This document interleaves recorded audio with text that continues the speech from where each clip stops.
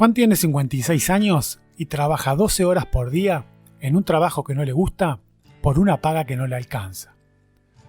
Hace años que no se va de vacaciones, vive en una casa que no le gusta, en un barrio que tampoco le gusta. Tiene que comprar a crédito y se ajusta en todo. No hace cosas elementales que cualquier trabajador tendría derecho a hacer, como lo de comer lo que quisiera, comprarse ropa o salir los fines de semana. Es un 16 de septiembre de 2023 y mientras Juan piensa en cómo hacer para comprarle el calzado deportivo que sale casi una tercera parte de su sueldo, a su hijo mayor que lo necesita para jugar al fútbol, a 40 kilómetros de ahí, los trabajadores del supermercado Xi'an están protestando por mejoras laborales.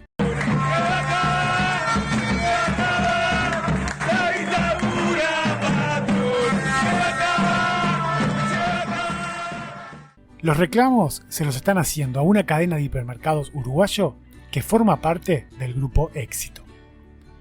Éxito es una cadena colombiana de supermercados e hipermercados que es la más grande de Colombia. Tiene alrededor de 390 tiendas en todo el país. Su casa matriz es el Grupo Casino. El Grupo Casino tiene presencia en todo el mundo. Cotiza en la Bolsa de París y su accionista mayoritario es una sociedad anónima. Este grupo opera en diversas divisiones, incluyendo hipermercados, supermercados, tiendas de descuentos, tiendas de conveniencia y cafeterías. El Grupo Casino tiene presencia en varios países, incluyendo Colombia, Uruguay, Argentina, Brasil, Tailandia y Vietnam. Los trabajadores del supermercado Xi'an le están pidiendo a esta sociedad anónima de capitales transnacionales que operan en cientos de países y multiplican su fortuna cada segundo, mejoras salariales. Les están pidiendo un poco más de dignidad para su día a día. Juan, que está en su media hora reglamentaria de descanso y que está en iguales o peores condiciones laborales que los trabajadores de los supermercados Xi'an, aprovecha el Wi-Fi del trabajo para mirar redes sociales. Es ahí cuando Juan se cruza con el video de la protesta de los trabajadores y algo se mueve dentro de él. Tomado por un sentimiento que no logra descifrar ni controlar, cliquea en comentar a esa publicación y escribe: "Manga de vagos, mugrientos, agradezcan al patrón que es el que arriesga y les paga el sueldo, sindicalistas de mierda". Pese a lo ilógico de este comentario, su comentario se une al de cientos de mensajes de odio similares enviados por trabajadores que están en iguales o peores condiciones que las de los trabajadores de los supermercados Xi'an y que defienden a la empresa transnacional. ¿De dónde viene el desprecio de algunos trabajadores hacia los trabajadores organizados? ¿Por qué les molesta que alguien no quiera ser explotado, que busque tener calidad de vida? ¿Por qué algunas personas no quieren que otros vivan razonablemente bien? O dicho de otra manera, ¿por qué ven bien que un trabajador reciba por su tarea una cifra que no le alcanza para vivir? ¿Por qué hay trabajadores explotados que defienden a su explotador?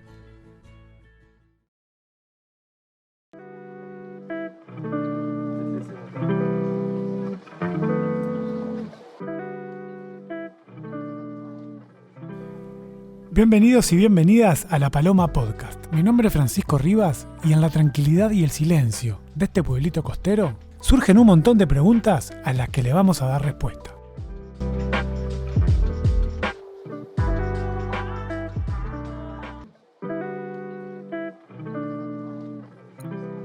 La historia de los sindicatos está ligada al desarrollo del capitalismo. Los sindicatos surgieron en las fábricas en la Inglaterra de la Revolución Industrial, en la primera mitad del siglo XIX. Durante la Revolución Industrial, la realidad de los trabajadores era terrible. Jornadas de 12 a 16 horas al día, en condiciones peligrosas, con maquinaria no regulada que podía causar lesiones graves o incluso la muerte. Los salarios eran bajos y la falta de regulación laboral generaba que los empleadores tuvieran un control casi total sobre ellos. La falta de derechos laborales, de seguridad en el trabajo y la falta de protección social hicieron que la vida de los trabajadores y trabajadoras fuera muy difícil y peligrosa durante este periodo. Los sindicatos aparecieron para mejorar la vida de trabajadores y de trabajadoras.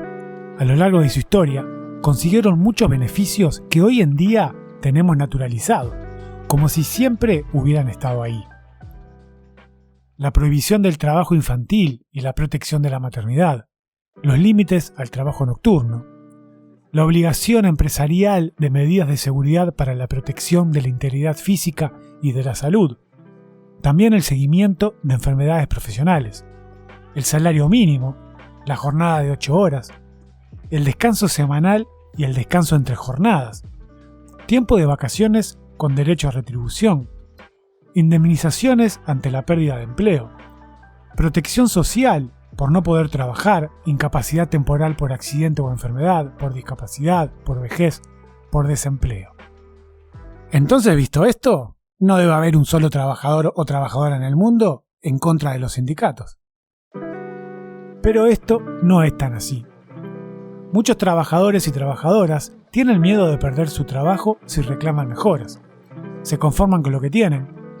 Peor sería no tener nada, piensan.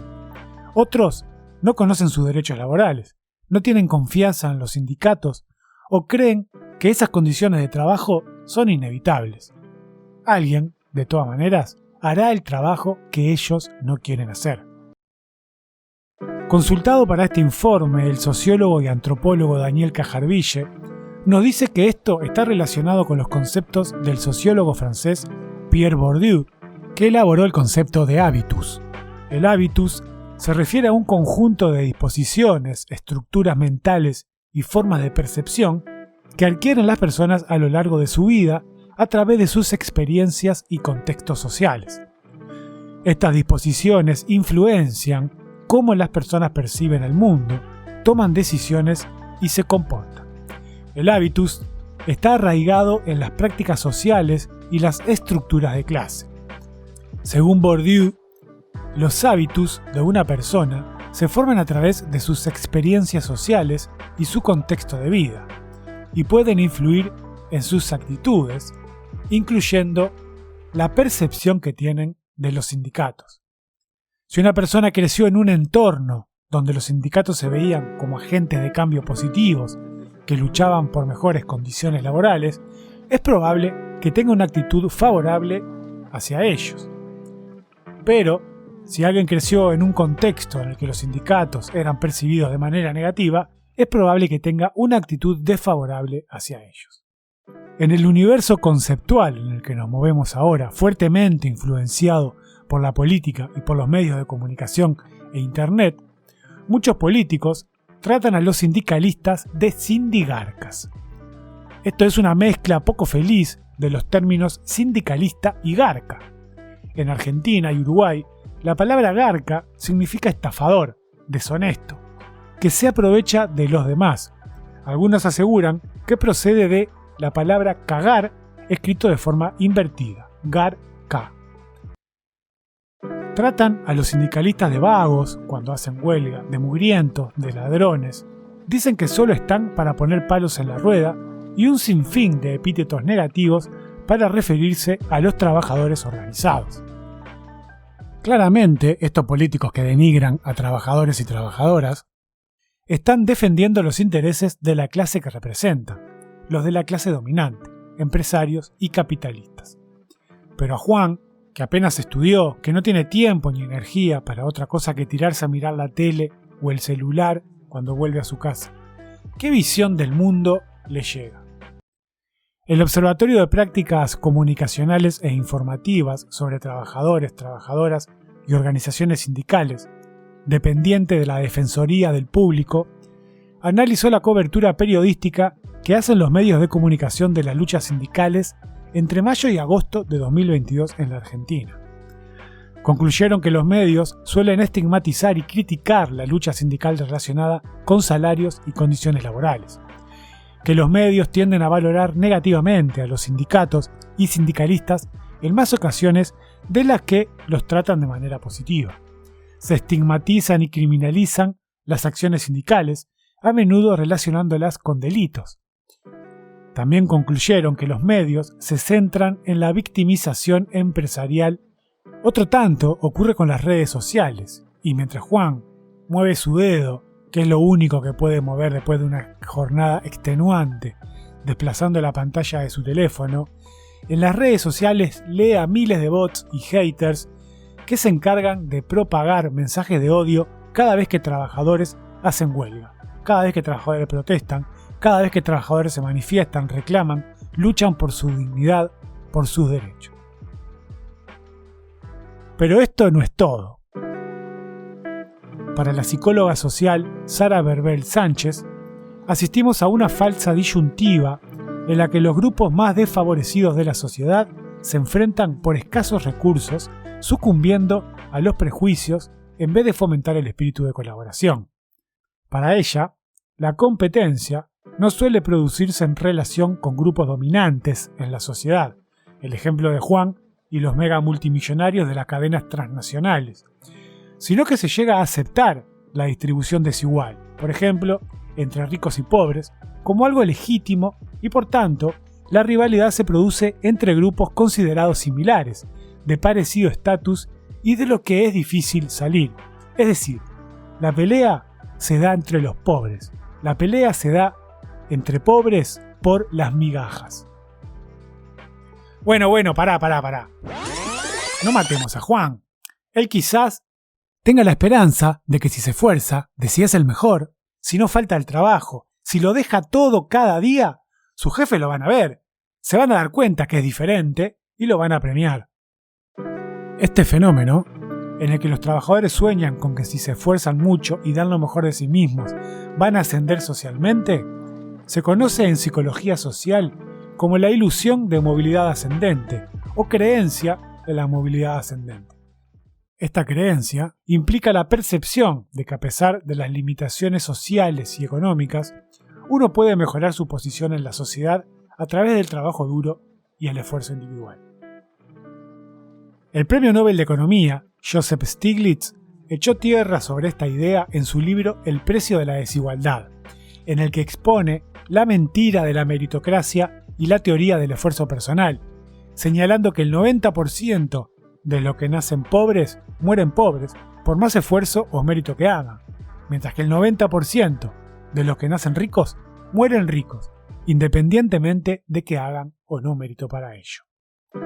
Estas afirmaciones se basan en evidencia empírica y estadísticas sobre la movilidad social. Stiglitz argumenta que la movilidad social es limitada y que la creencia en una meritocracia perfecta no refleja la realidad. Sostiene que factores como la educación, el acceso a oportunidades laborales de calidad y la igualdad de acceso a recursos juegan un papel significativo en la movilidad social y que la noción de que el esfuerzo personal es el único determinante del éxito es una simplificación excesiva de la realidad. Hay más pruebas de la eficacia de los sindicatos.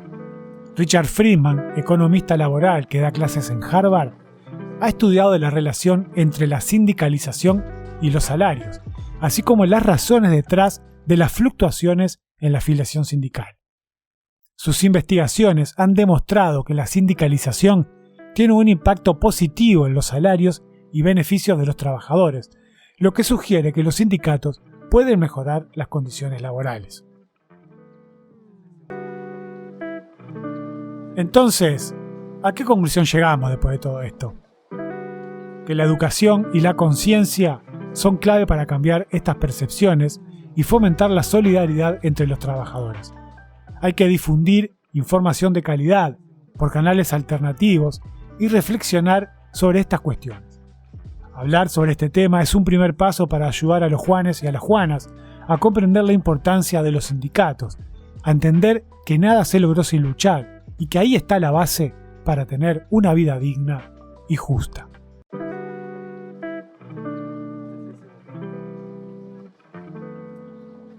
La Paloma Podcast.